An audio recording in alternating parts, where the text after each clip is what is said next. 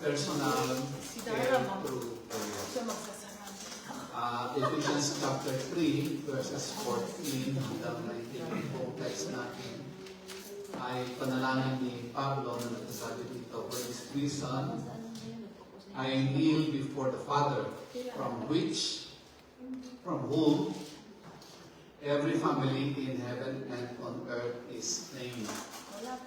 I pray that He may grant you, according to the riches of His glory, to be strengthened with power in your inner being through His Spirit." And verse 17, "And that Christ may dwell in your hearts through faith. I pray that you, being rooted and firmly established in love, may be able to comprehend with all the saints what is the length and width, height and depth of God's love, and to know Christ's love that surpasses knowledge, so that you may be filled with all the fullness of God." So ang ating focus ng pagtingin natin sa salita ng Panginoon sa mga panahon na ito ay tungkol sa prayer. At mauuna tayo, I don't know kung ilang beses natin titignan ang mga prayers na ito sa Bible, dahil napakaganda po kung ating sisimsingin at titignan ang prayer na nakapaloob sa New Testament and the Old Testament na ating titignan sa mga susunod na panahon. So mauna tayo sa prayer as a personal care. Kung gusto natin na ang ating mga espiritu ay magiging malakas sa tuwina, ay magkaroon tayo ng personal care sa ating mga espiritu sa pamamagitan ng pananalangin. Ang prayer is like an air na ating po hinihina sa tuwing tuwina. Kagaya ng ating paghina na hindi dapat tumitigil, dahil pag tumigil ito ng medyo mahabang panahon, tayo po'y maliliw at talaga po'y hindi na tayo mabubuhay. Babangon pa kung hindi tayo hihina. So, ang prayer po, katulad ng isang paghina, ay nararapat natin na automatic na gagawin natin sa ating buhay. And I am always saying na ang prayer knows no boundaries. Wala pang boundary ito. Walang hangganan, walang time, there is no time, walang boundaries of place. Kahit saan po tayo pwedeng manalangin. At walang boundaries of time, kahit anong panahon tayo ay dapat manalangin. Walang boundaries of condition, na hindi kailangan na medyo magaan ang iyong kalooban bago ka manalangin. Subalit, habang mabigat ang damdamin, habang madilim ang paligid, tayo ay dapat na laging manalangin, at lalo nang dapat manalangin. Ganon din kung tayo ay nasa mabuting kalagayan, dahil karamihan ng ating downfall, karamihan na ang mga unggoy ay nahulog sa punong kahoy, yun ay kung medyo ang hangin ay banayan sa kanyang buhay. Nakakalimutan niyang kumapit sa punong kahoy, at pag siya ay naibig, siya ay mahulog at magiging sapunan ng kanyang buhay. Kagaya po natin, na kapag kaaya-aya ang panahon, ay talagang natutulog rin tayo spiritually. At tayo ay nabagsak. At sometimes itinakapilay natin. So, personal care, prayer. At matutulungan po natin, tignan natin ang prinsipyo na maaaring makita natin dito sa prayer ni Paul sa mga Ephesians believers, sa Ephesians 3, chapter 3, verses 14 to 19. makikita po natin ang principles sa nito at principle din na makikita natin sa kabuuan ng New Testament na pag dinidiscuss ang panalangin. Pero si Paul ay nagsasabi dito na kailangan manalangin tayo. At ang kanyang panalangin sa atin ay lubhang napakasiglig. Si Jesus Christ ay nanalangin para sa atin at ito din ay isang napaka-serious na kanyang hinahangat na mangyari sa ating buhay. Kagaya ng prayer ni Pablo. So makita natin ang mga principles dito. Ang unang principle na makikita natin is yung prayer is an active communion. Ang panalangin ay active communion.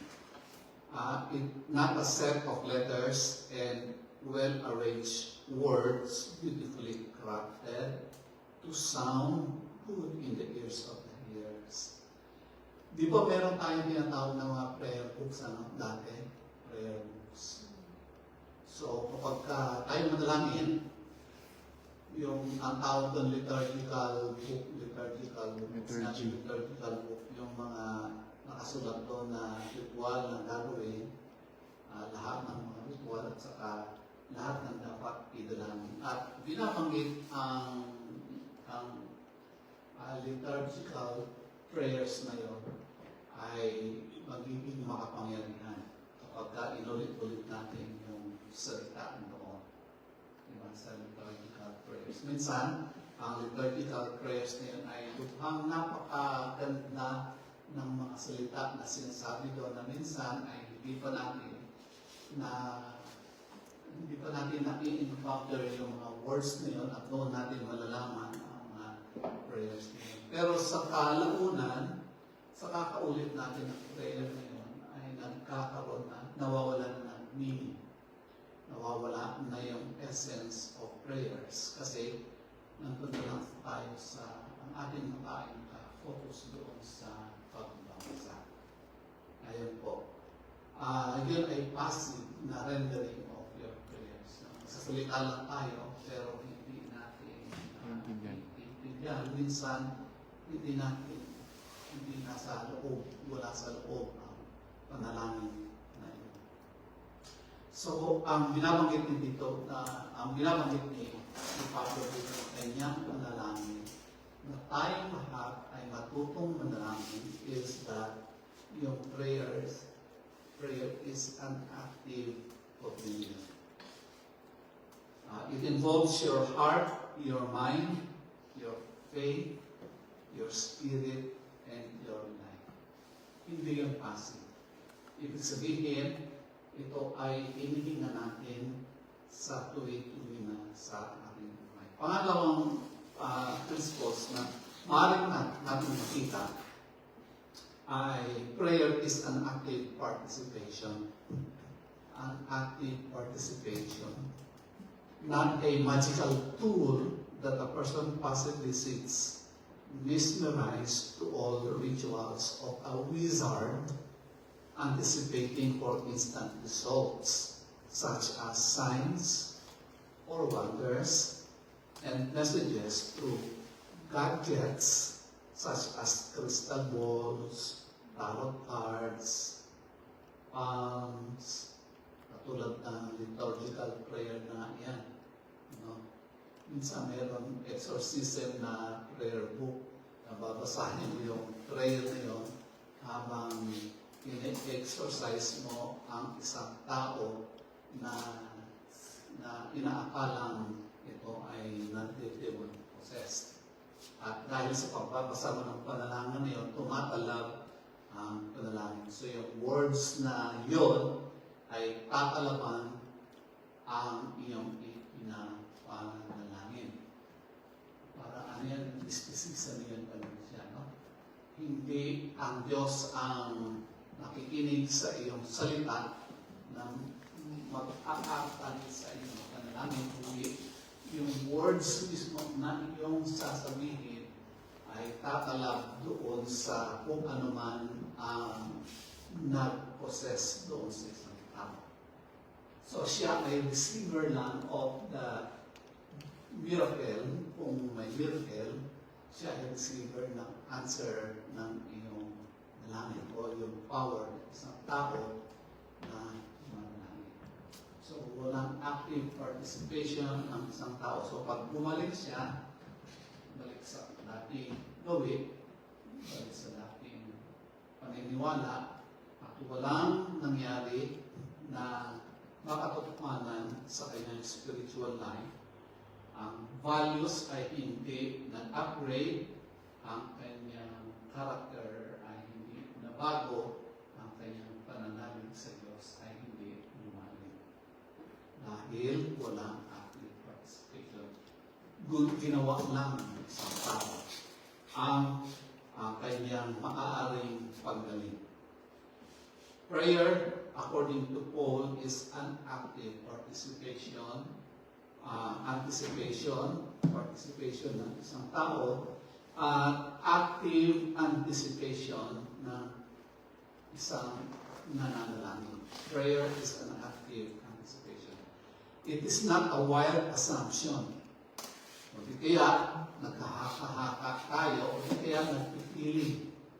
Feeling okay na. Feeling sinagot na. Feeling tama na yung aking ginawa. Prayer is an active anticipation.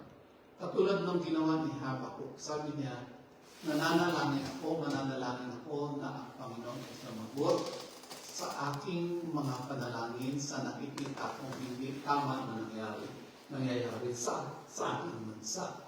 Mayroong injustice, may killings, may robberies. Sabi niya ganun.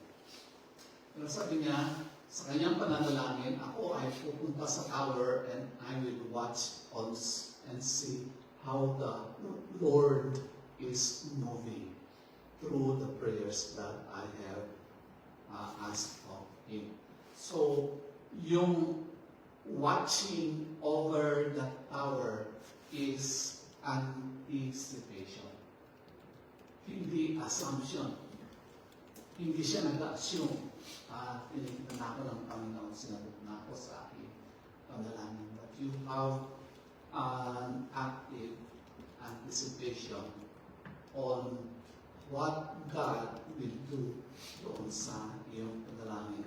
Expectation.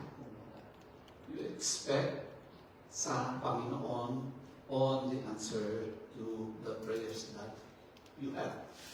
But at the same moment, sinabi ni Habakkuk sa last chapter na kanyang aklat, nagsasabi na kahit na ang makikita ko ay sa field walang mga naglipa ng mga hayop, ibig sabihin yung walang makain, walang prutas na walang buwang kahoy, walang kahoy na namumunga ng prutas, walang maaaring i-harvest ang mga tao, gayon pa man ako nagbigay sa Panginoon, ako ay hindi pipigil ng pananalangin at ako ay maghihintay. That is active anticipation.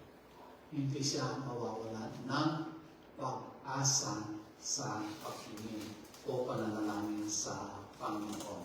So, merong observation, hindi assumption, o hindi kaya walang presumption na inilalagay sa kanyang sarili. Hindi siya nag-assume, kundi siya ay naghihintay sa maaaring gawin ng Panginoon. At ang panghuli na makikita natin sa principle of prayer na ito, sa mga principles ng prayer na nabanggit natin, lalo-lalo na dito sa Ephesians chapter 3, is prayer is an active connection.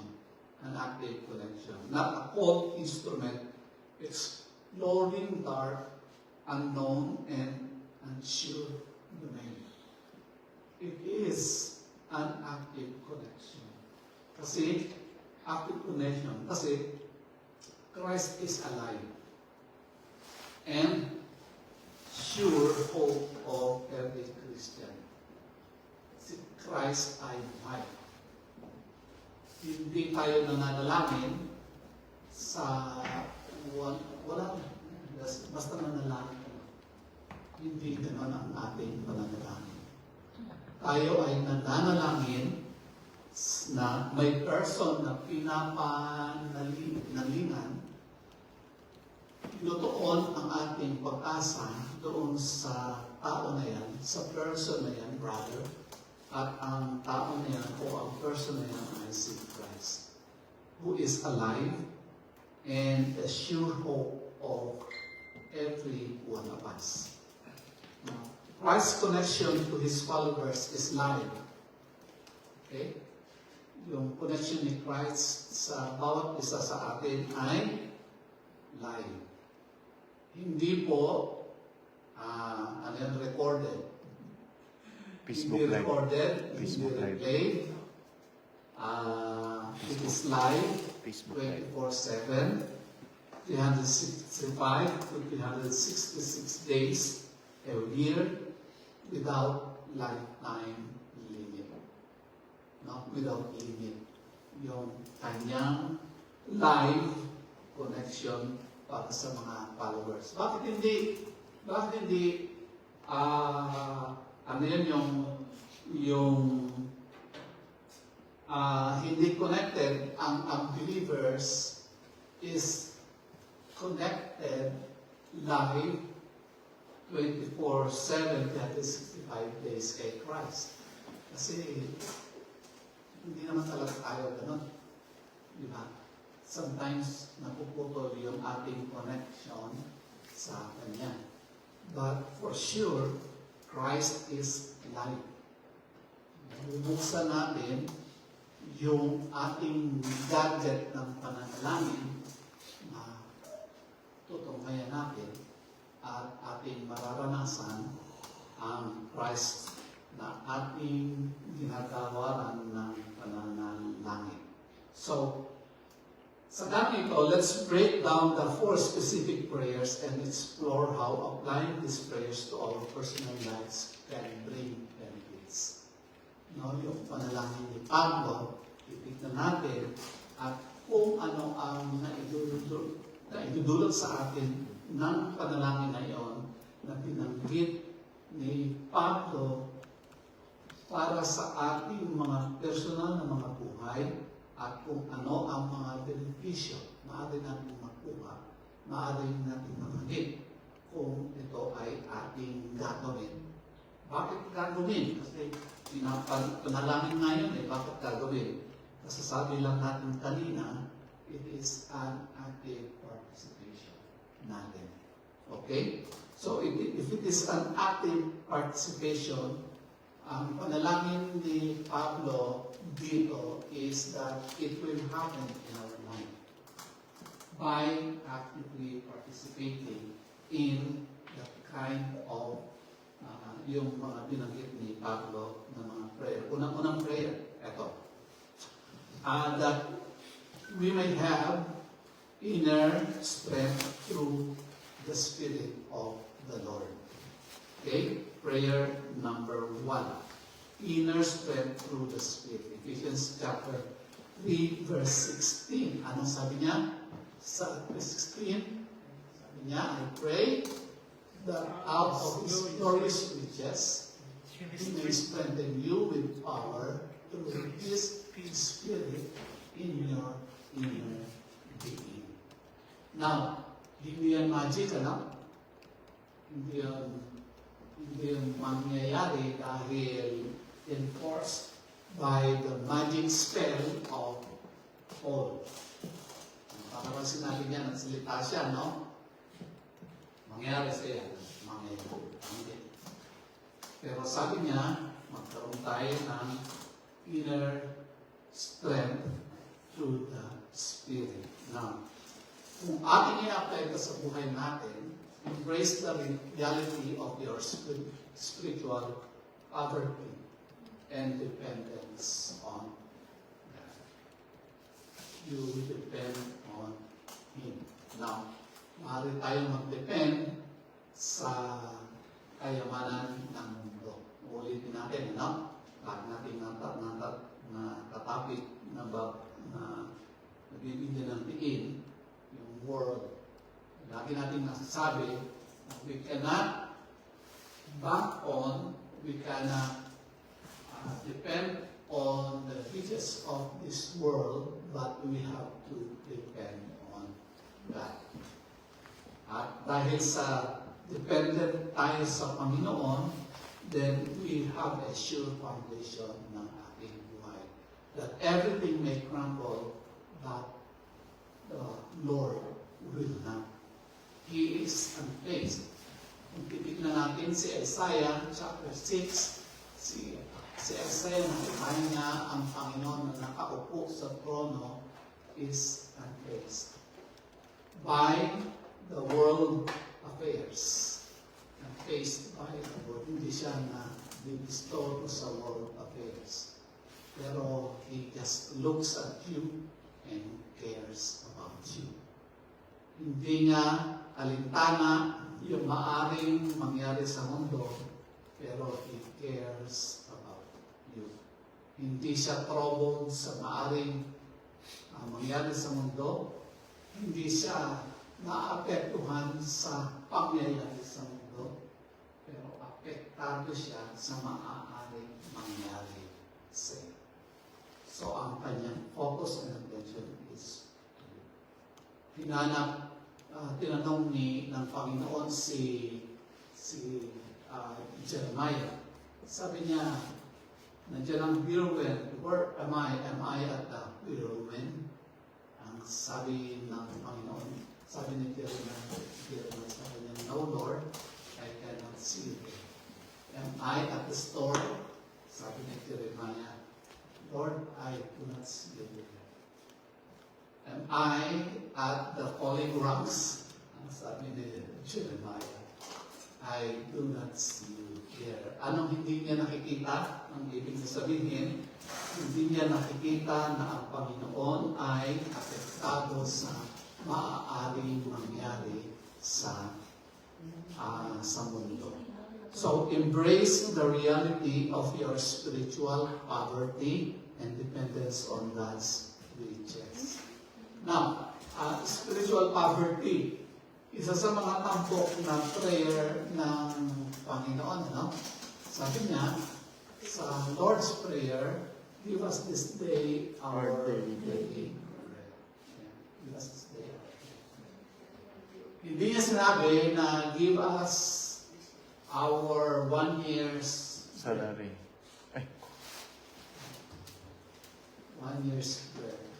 Hindi niya sinabi, pero our daily bread. This day, ngayon mo, ibigay. Ewan ko ba kung bakit yun ang prayer ni Jesus Christ na itinuro sa atin. Pero He teaches us dependence on Him. Ang ating uso, ang nauso sa atin ay ang ating mga bangko ay pinapataba natin.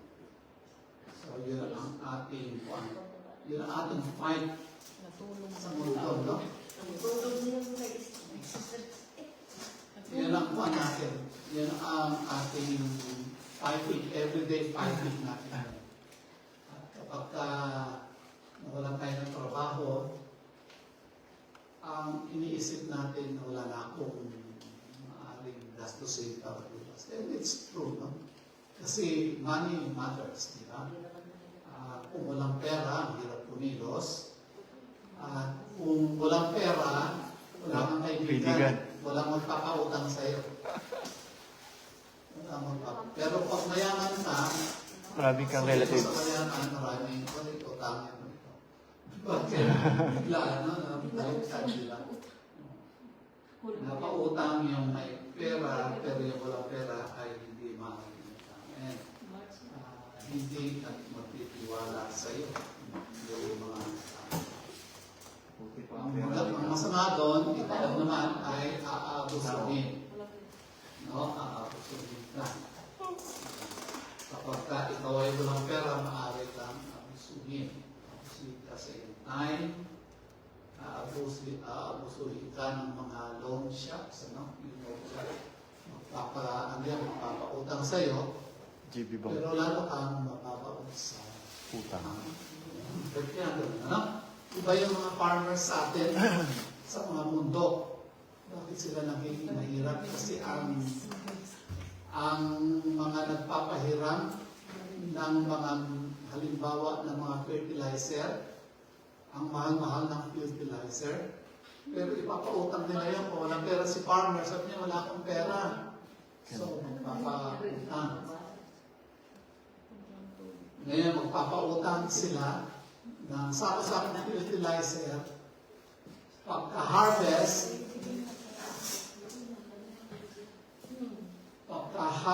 nito, Kulang pa ibayan. nang dapat niya i-harvest, ang mangyayari ay kulang pa sa ibabayad sa fertilizer yung kanilang harvest. So, one day millionaire, pagkatapos na ma-harvest ang dapat na mga crops, wala rin matitirang pera sa kamay. No. Bakit? Kasi pinautang at ang taas ng bayad, ang taas ng porsyento ng sinilan. So, ganun ang mangyayari kapag wala nang pera. Talagang mag-uwala ka, no? It's worrisome. Diba?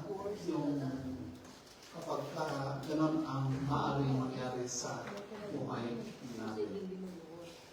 And so, the Lord is telling us na, come on, you depend on me. Kasi maaaring ang everything, ang sistema ng world will make you bankrupt.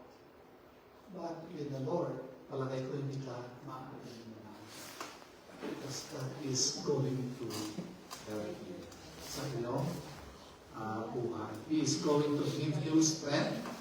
He is going to give you yung health. He is going to give you the brains on how to do and how to react in such situation. Kaya, ang unang-unang prayer dito ni Pablo, sabi niya ganun, I pray that out of His glorious riches, He may strengthen you with power through His Spirit in your inner being. Now, 2 Timothy chapter 2 verse 1. Ito yung sinabi ng 2 Timothy chapter 2 verse 1. You therefore, my son, be strong in the grace that is in Christ Jesus. Be strong. Maging malakas ka sa grasya ng Panginoon. Maging malakas ka sa grasya ng Panginoon. Now, di ba ang grace is a unmerited word? Pero bakit maging malakas ka sa grasya na galing sa Panginoon? Bakit Panginoon? Diba? It means there is a participation doon sa ibinibigay ng grasya ng Lord. Isa sa halimbawa ng participation dito is that yung grasya ay ibinigay, ang participation mo is to receive. Hello? You receive the grace. Pag tinanggihan mo yung grace, nahihirapan tayo. Nahihirapan ka. Tanggihan mo ang grasya ng Panginoon. Now, to elaborate more, Paul encourages Timothy to find strength not on his own abilities or efforts, but in the grace provided by Christ Jesus. Kung ating mararapatin na sa pamamagitan ng kalakasan natin, tayo ay lalakas sa Christian life, hindi mangyayari yun. Hindi tayo lalakas. Lalo tayong maghihina. At lalo tayo magkakaroon ng lalo tayong maghihina. No, bakit? Kasi madali tayong nagsawa. Napapansin ko, I observe na ang mga tao ay madaling magsawa sa lahat ng bagay. Ilang minsan, napupwersa siya na mag-stay sa halimbawa sa isang bagay dahil wala na siya ikakaya. Pero kung kaya niya, palitan niya ito ng palitan. Halimbawa, kung may kakaya ka na kotse, ang gagawin mo, papalitan ang iyong sasakyan. Kaya may mga tao na maraming kayamanan, kung makikita mo, ay lamang ako isang tao na ang kanyang sasakyan is 100 na sasakyan at yun ay magagara pa. Ang tanong naman, masasakyan niya ba yung sasakyan na yun nang sabay-sabay? Araw-araw palit yun. Noon ba? Hindi naman pwedeng maaaring sakyan mo ng sabay-sabay ang iyong sasakyan sa isang araw. Di ba? Palit ng palit. So, lagi tayong nagsasama. So, ang sabi ni Timothy, ang sabi ni Pablo dito kay Timothy, ay to find strength not on his own abilities or efforts, but in the grace provided by Christ Jesus. Now, the strength referred to here is not physical, but spiritual, and is derived from the understanding and reliance in God's unmerited favor, which is made through Jesus Christ. Sabi niya, be strong.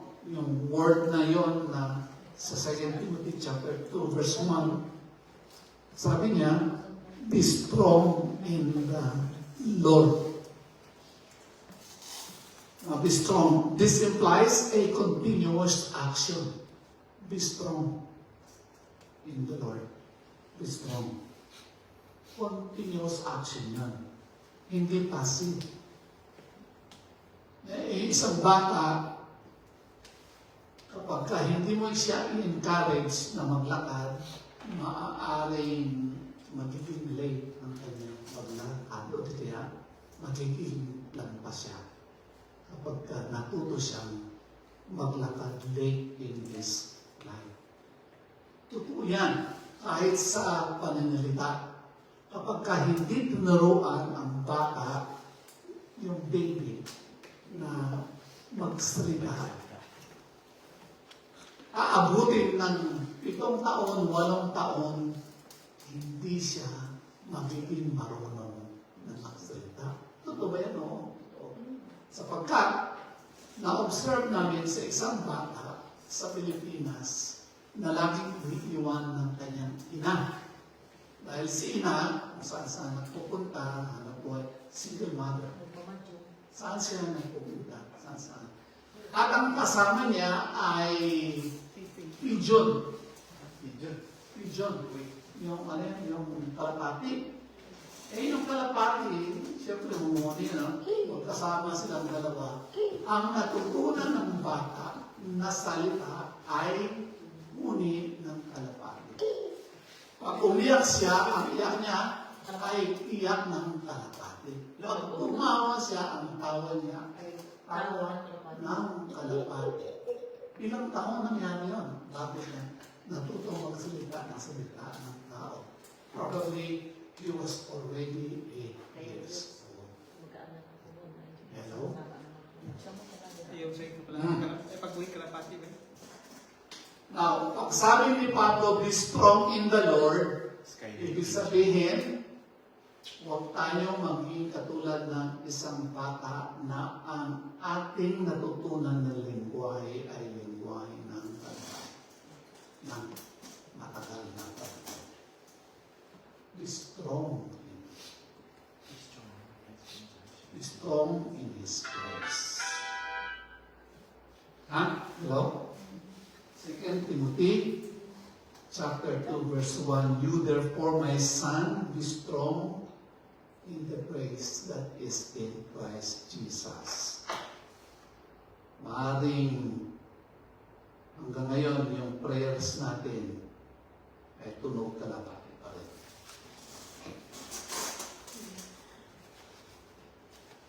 May problema tayo sa speaking in tongues, di ba yung speaking in tongues? Sabi ni Pablo, ang nagsasalita ng speaking in tongues, pag nananalangin siya yung speaking in tongues. Yung tongues na hindi naiintindihan. Diba? Sabi niya gano'n ay katulad ng bata. Ang nag-speaking ng tongues ay katulad ng isang bata. Bata na hindi pa marunong magsabi ng kanyang sasabihin. Paano mamasalita ang bata kapag nagugutom siya? Iiyak. Iiyak lang. Iiyak lang. At maraming Kristiyano,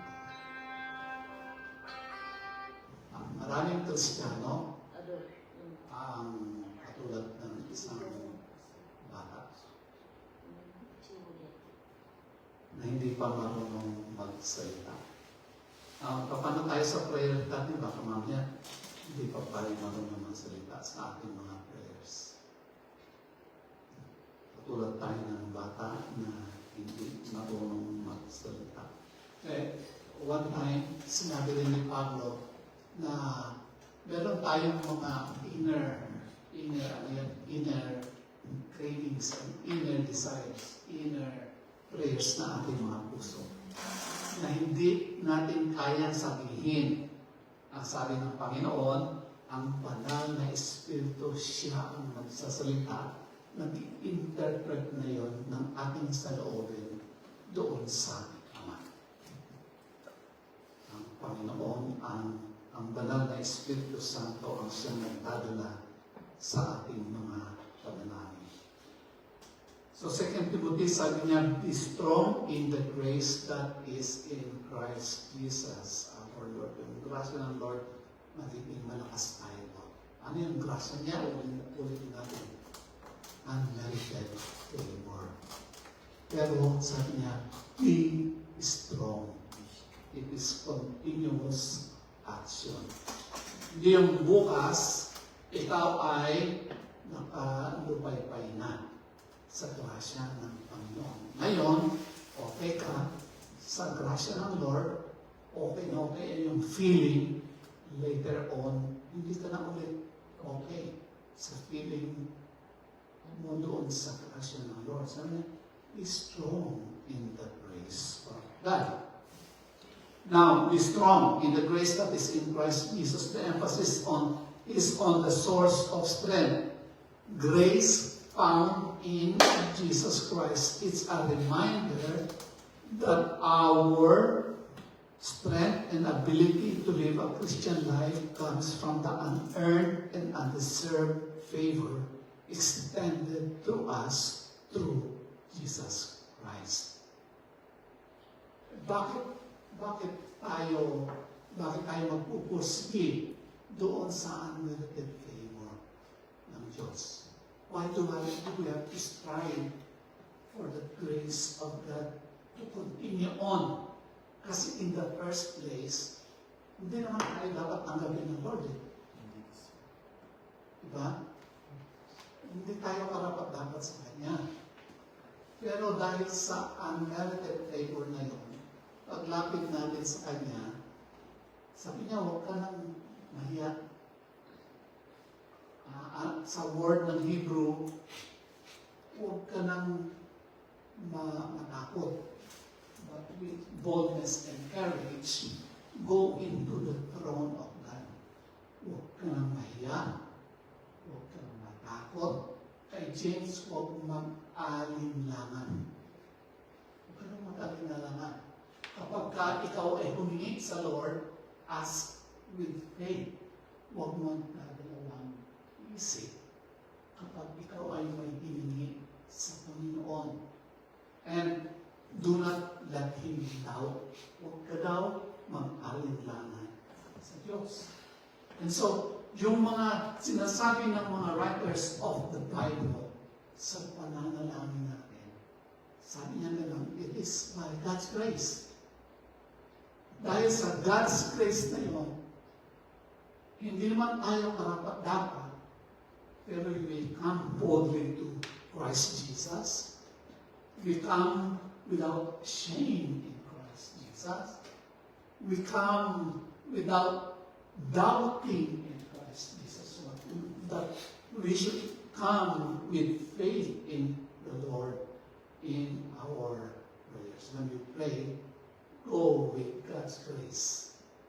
Dahil dun sa grace na yun, yan ang tinitingnan niya na ating tinanggap, na ating pagkukupihan, at ating gagawin na kaagapay sa ating pagtungo sa Diyos.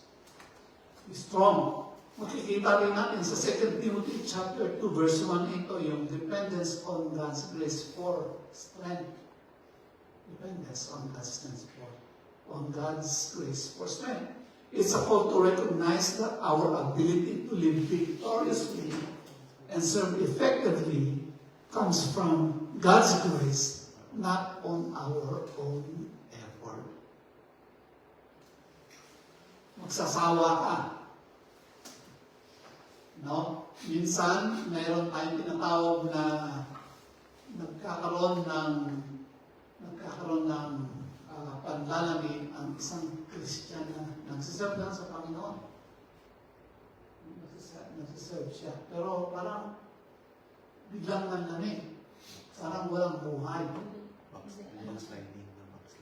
Hindi naman backslide. Hindi talagang nagkakaroon ng panlalamig siya. Alam? Merong tawag ang diba?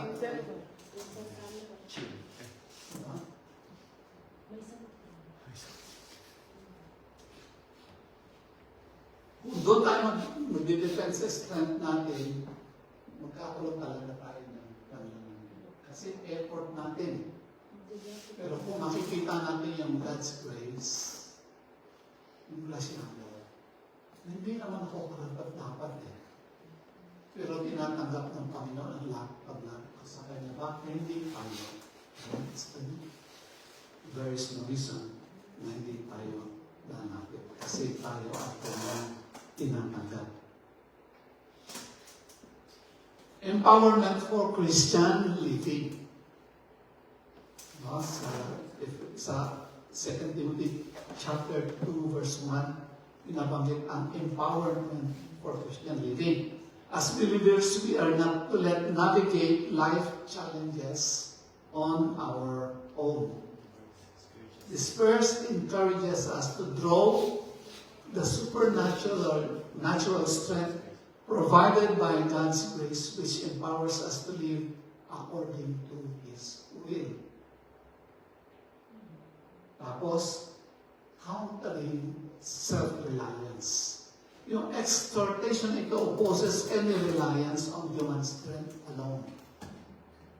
Sabi niya, be strong in the grace that is in Christ Jesus our Lord. Instead, it redirects our focus to Christ Jesus, acknowledging that true strength comes from a humble recognition of our need for God's grace.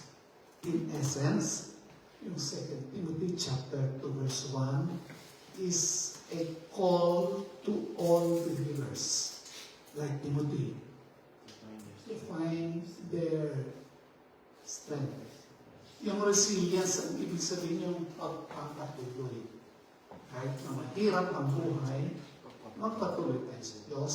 And ability to live out their faith in the unmerited favor and grace provided by Jesus Christ. Ano magiging result nun sa buhay natin? The result will be empowerment. Magiging masigla ka sa pag-aalaga sa pag-serve sa Panginoon. Masigla ka. Kasi nakikita mo yung pagmamahal ng Diyos sa iyo in spite of yung mga pagkukulang mo. Kukulang tayo, pero Lord, salamat dahil tinatanggap mo.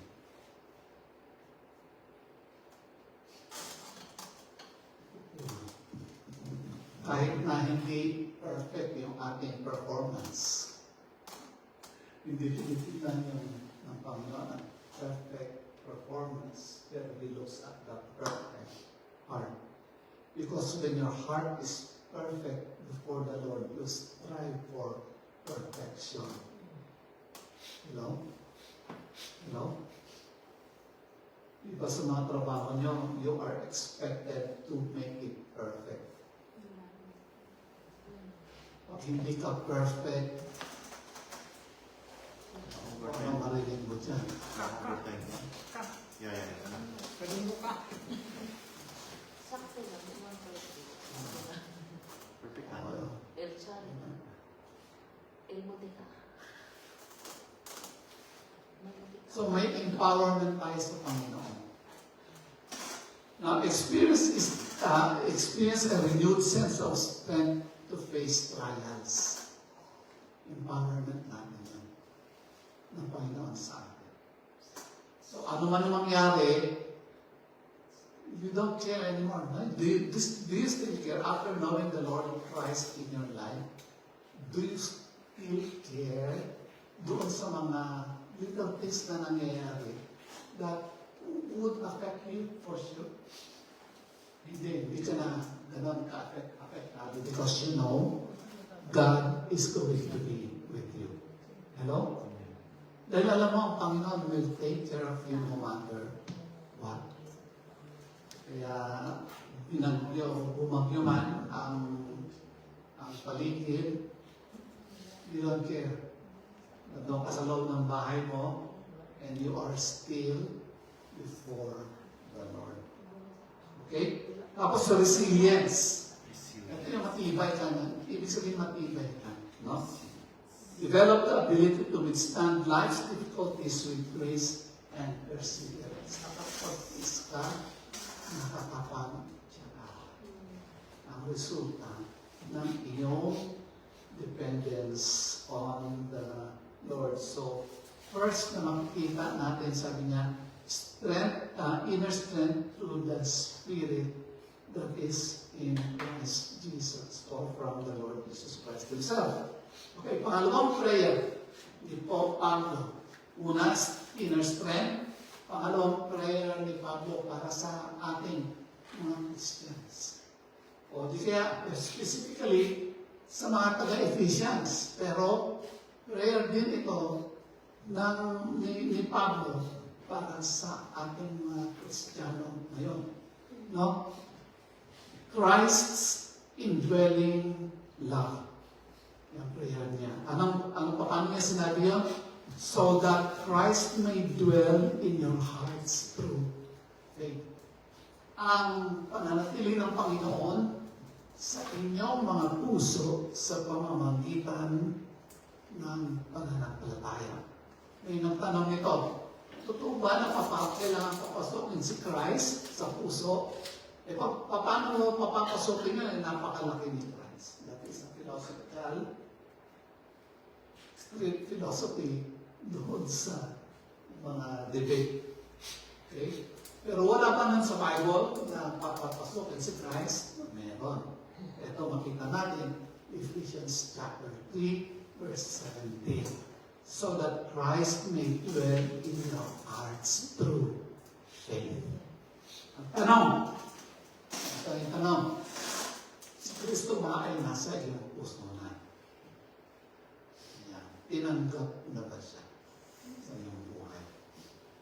And I hope you can state that, say that, answer that positively. Masasabi mong, yes, si Kristo ay nasa aking puso na. tinanggap ko na siya sa aking buhay. Hello? Na tinanggap ko na si Christ. Kung tinanggap ko na siya, siya ay nasa iyong puso. So, sabi niya, so that Christ may dwell. The word dwell doon ay nananahan. Christ is living in your hearts through faith. Now, how do we apply this sa buhay natin? How to apply? Paano natin isa sa buhay itong sinabi ni Pablo sa Ephesians chapter 3, verse 17. Cultivate a deep and abiding relationship with Christ. Cultivate. Deep, abiding. Ibig sabihin, alagaan. Sa words ni Gary Granada, diligan ang kubo ng may pag-ibig. Kasi sabi niya, ang aking kubo'y isang tahanan. Minsan ay naninindig, minsan ay maliwanag. Sabi niya, kahit may paghihirap, may kalungkutan, may kaligayahan, laging namumutya ang kapalaran. May mga sandaling mistulan ng langit, ngunit pag-gising wala ay panaginip. Kaya sa tuwina, sa araw, diligan ng pag-ibig ang kubo. Diligan ang kubo ng pag-ibig. So, dito sinasabi ni Pablo, cultivate yung relationship mo. Hindi dapat na ano yan, hindi dapat nakitiwangwang. Kasi pag nakatiwangwang, tutubo ang damo. Minsan yung damo, mas mahaba pa doon sa mabuting ano.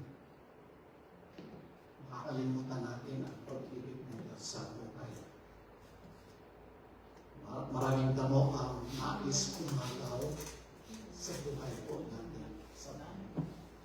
Huwag natin hayaan na nakatiwagwang ang ating mga puso. Invite Him to dwell in every aspect of your life. Every aspect. Surrendering your heart to His Lordship through prayer, through faith. Surrender mo yung puso, yung Lordship niya sa pamamagitan ng nananampalataya. Lordship, ibig sabihin namumuna siya sa iyong buhay. Later on, I have heard a preaching doon sa napakagandang aral ni Christ tungkol sa paano tayo manalangin. At itinuro niya sa atin as a pattern ang the Lord's Prayer. At nais kong i-share sa inyo. Maybe next Sunday or the other Sundays tungkol sa pananalangin. So, surrender your heart to the Lordship through faith. The Lordship of Christ through faith. Ano magiging resulta ng ganitong ginawa natin? Intimacy with Christ. Yan ang first result. Enjoy a closer relationship with the Savior. Mas malapit ang ating relation na makakamtan sa ating Panginoon. And then, not only intimacy, malapit ang loob na sa Diyos. No? At ang pangalawa dito ay transformation. Nagkakaroon ng pagbabago yung buhay.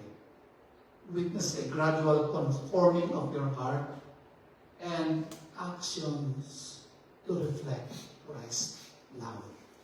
Nagbabago ang pananaw, nagbabago ang perspective, nagbabago ang kaisipan, nagbabago din yung puso, at naitatama ang direksyon ng ating buhay. Okay? Prayer number 3. Uulitin natin yung unang prayer. Ang sabi ni Pablo, that you may be strengthened in your inner self. And then pangalawa is that Christ may indwell in your hearts in love. And then 3, pangatlo, that you may be rooted and grounded in love. That Christ may indwell in your hearts in love. And then, pangatlong prayer ni Pablo na binanggit niya, sabi niya, I pray that you may be rooted and grounded in love.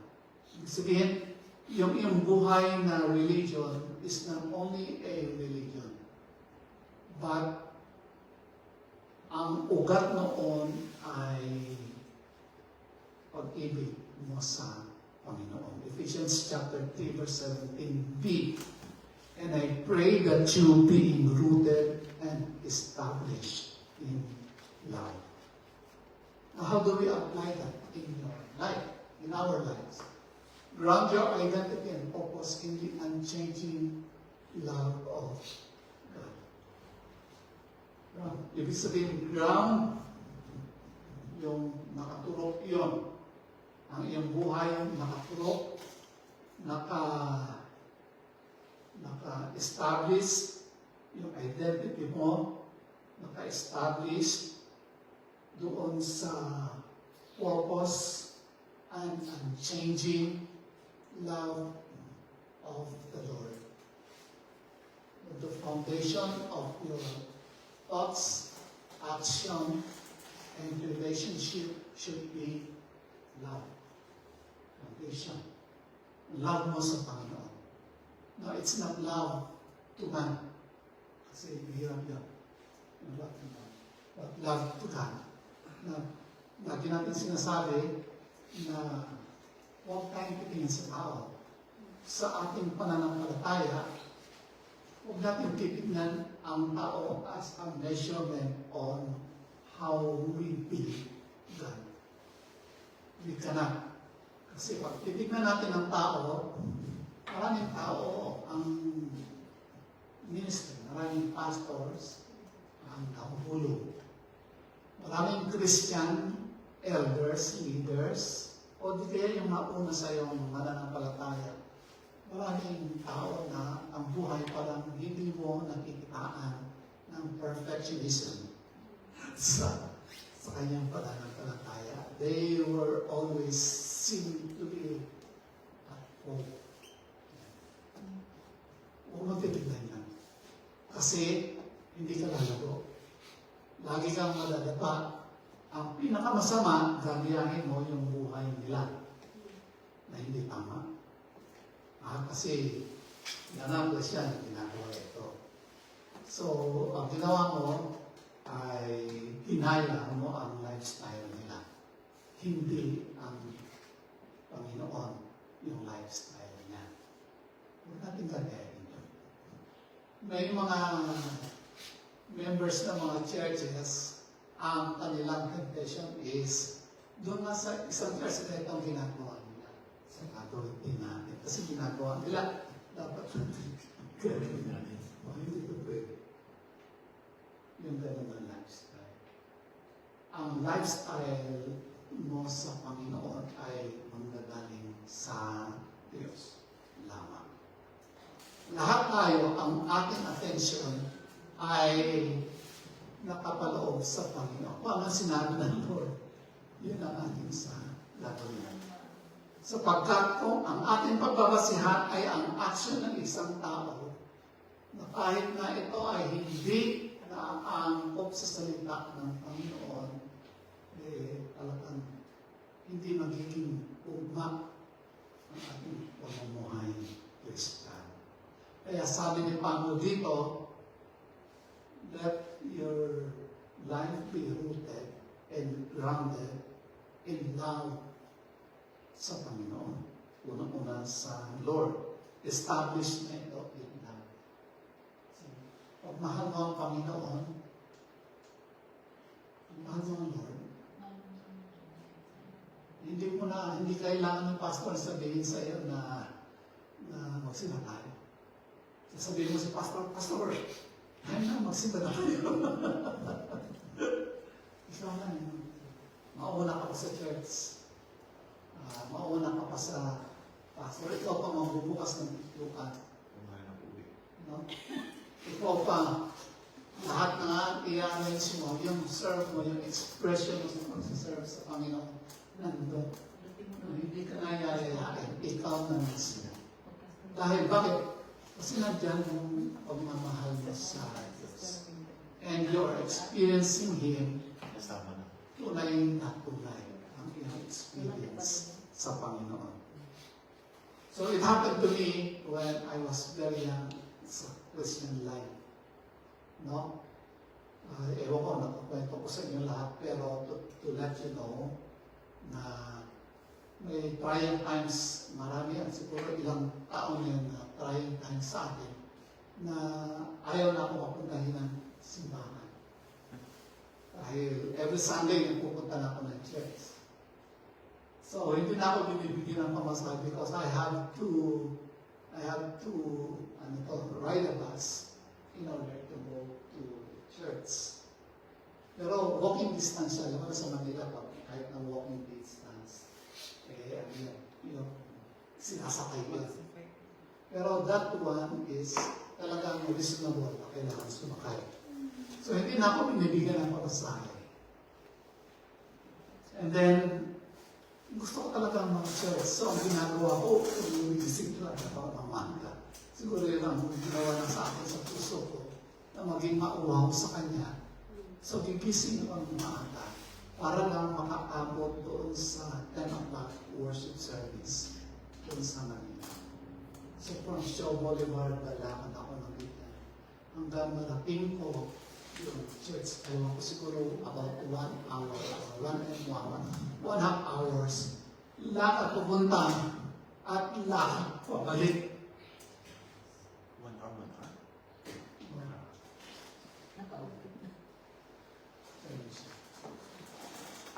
Bakit ganon? Iniisip ko yung time na yun, why was such that, yung agonness to come to the church? Sapagkat marahil ibinigay sa akin ng Panginoon sa aking puso na mauhaw ako sa and so I sought Him. At maraming beses na kapag ako ay naglalakad, yun ang time ng struggles. No? Siyempre, una ko na maglalakad ka pero Mainit mas to.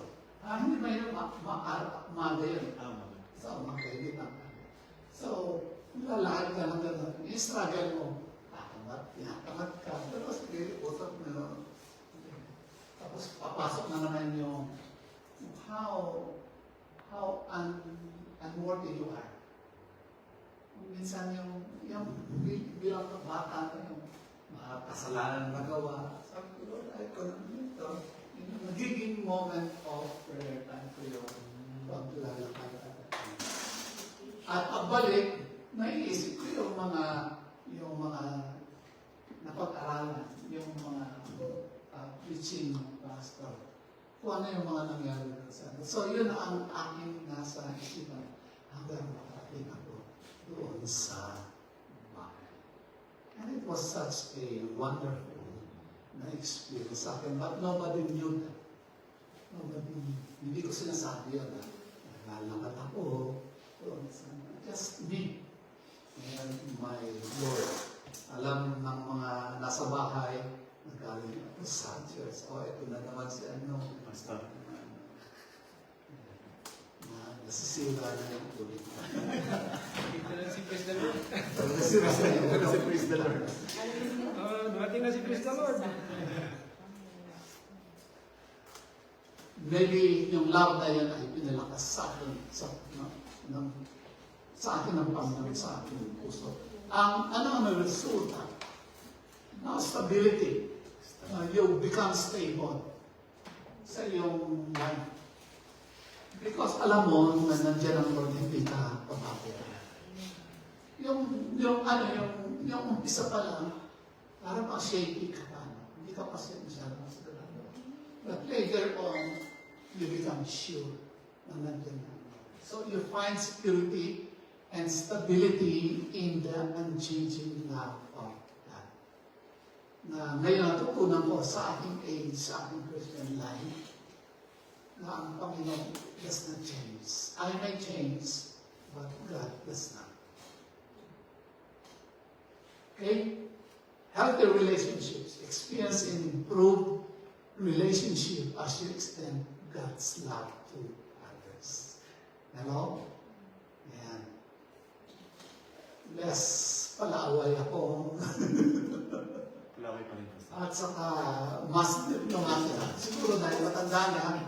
So, mas diplomatic ako sa mga panahon na ito.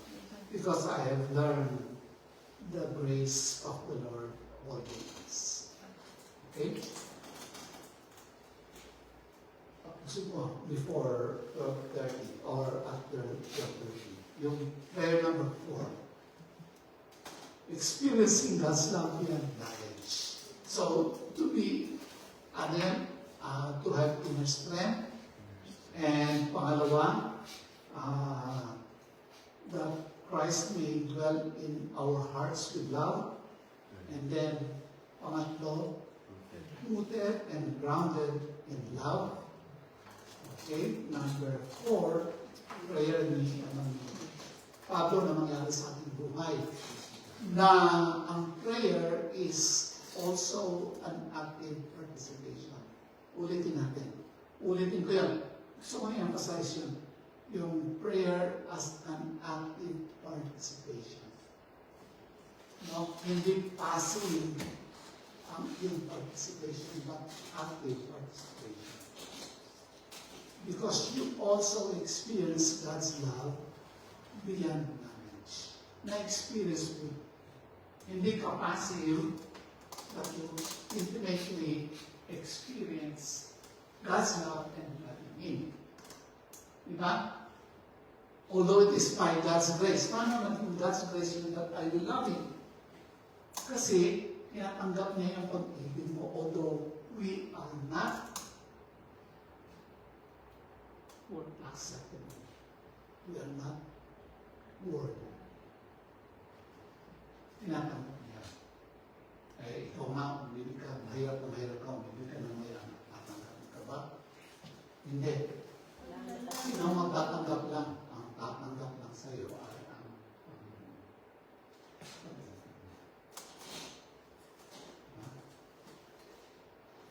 Kaya, bakit may pangit? Bakit pangit? Pero maibig ng pangit. Pangit. Diba? Kung maligaya ang iyong buhay, umanak ka ng Panginoon at ibigin mo. Now, Ephesians 3:18-19, that you may have power together with all the Lord's holy people. Wow. Praise God, among holy people. Magkakaroon ka ng kapangyarihan kasama ng mga anak ng Diyos. Pero yung adjective, holy, banal, or yung sa ibang lingwahe, hiniwalay.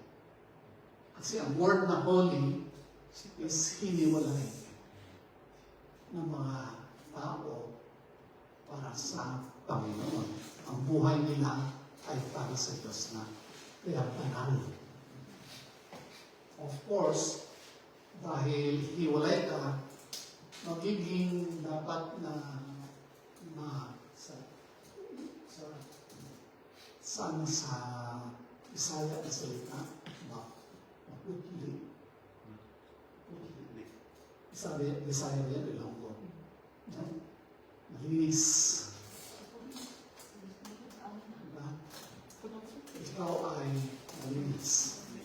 Malinis ka hindi dahil sa iyong gawa, kundi dahil kay Kristo. Kaya pinanalo ka, iniiwalay ka ng Diyos. You are separated for Christ.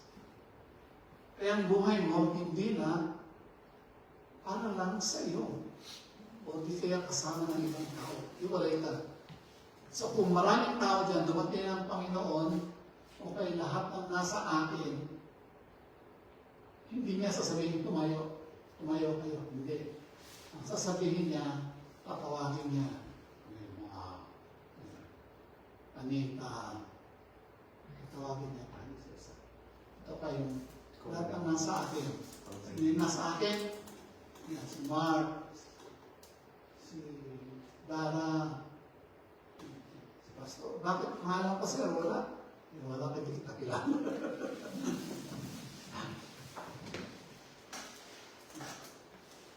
Tatawagin niya tayo. So, sabi niya, we have the power to grasp how wide and long and high and deep is the love of Christ. Sino To grasp how wide. yung kaninang pag-ibig yan, yung pag-ibig ng Diyos. Nagkaroon tayo ng kapangyarihan na maintindihan nyo. Now, may nagsabi, kung hindi natin maintindihan ang pagkagrabe ng kasalanan.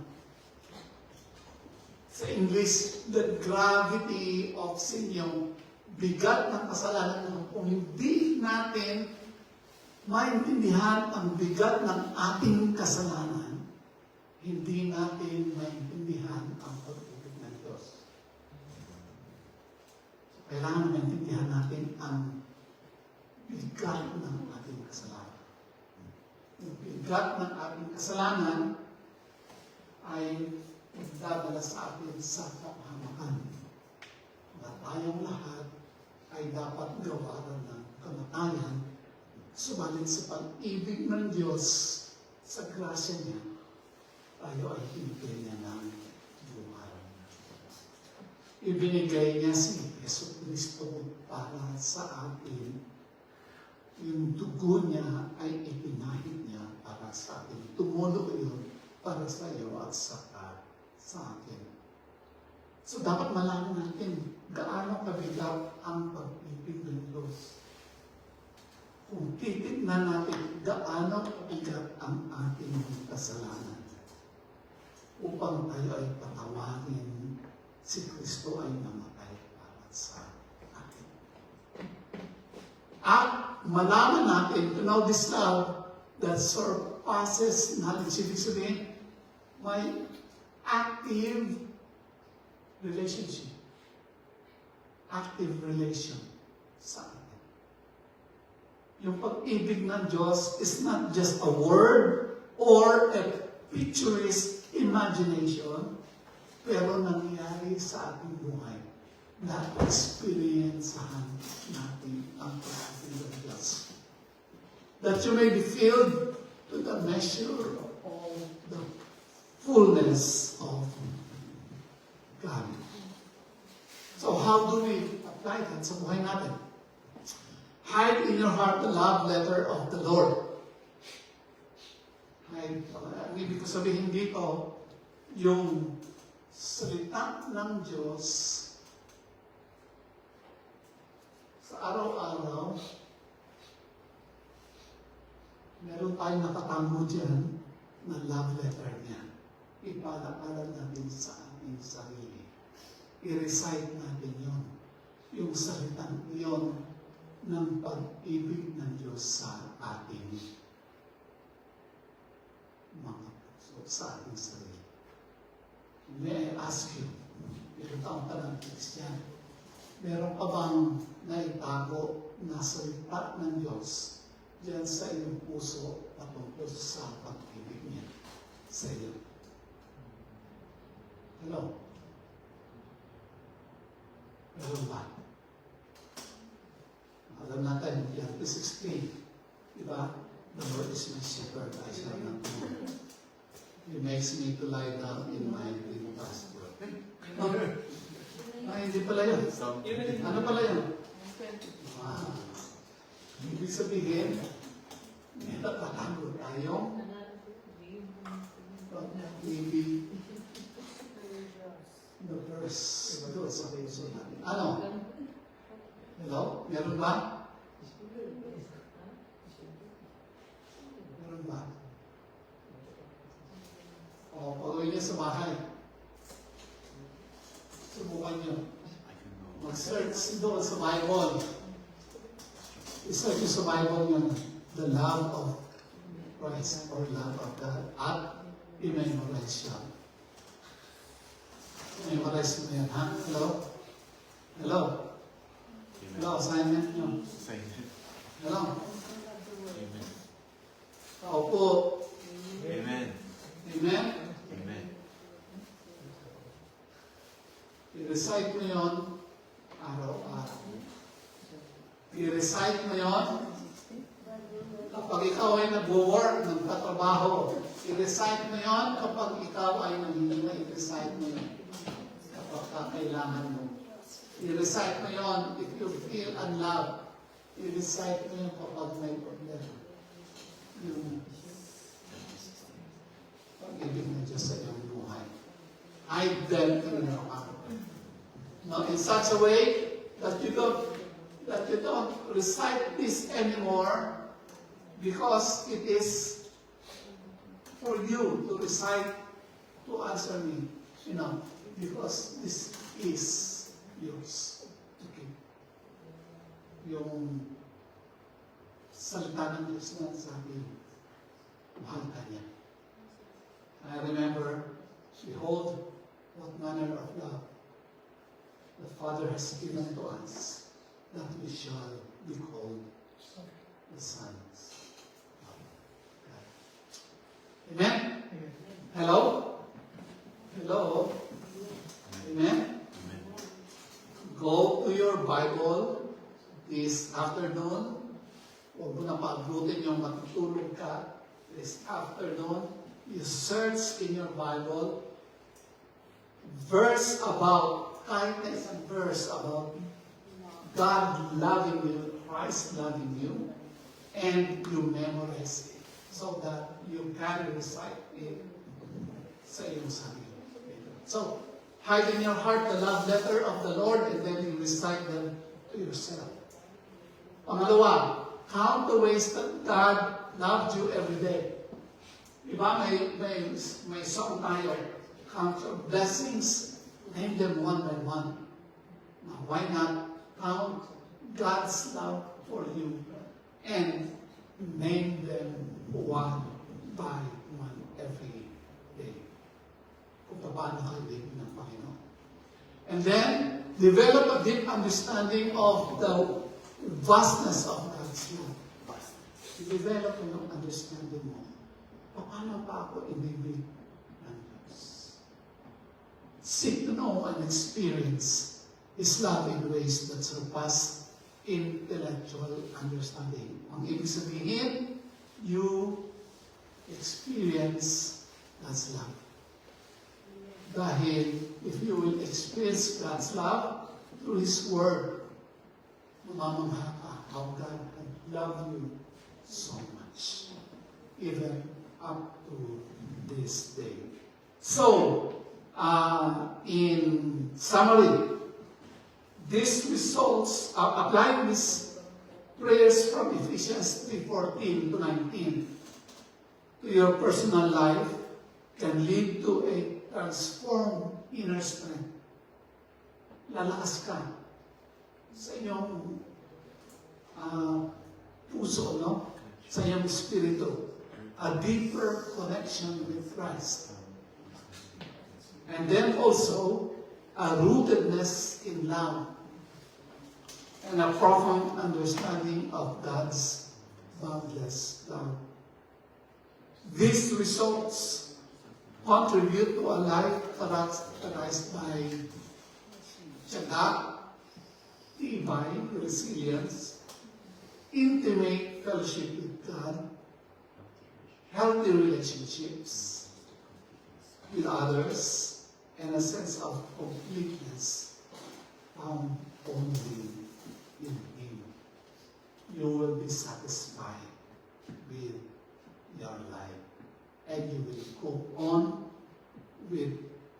boldness, courage, and strength in the Lord. If you will do these prayers of home, this is part of your personal care. Amen.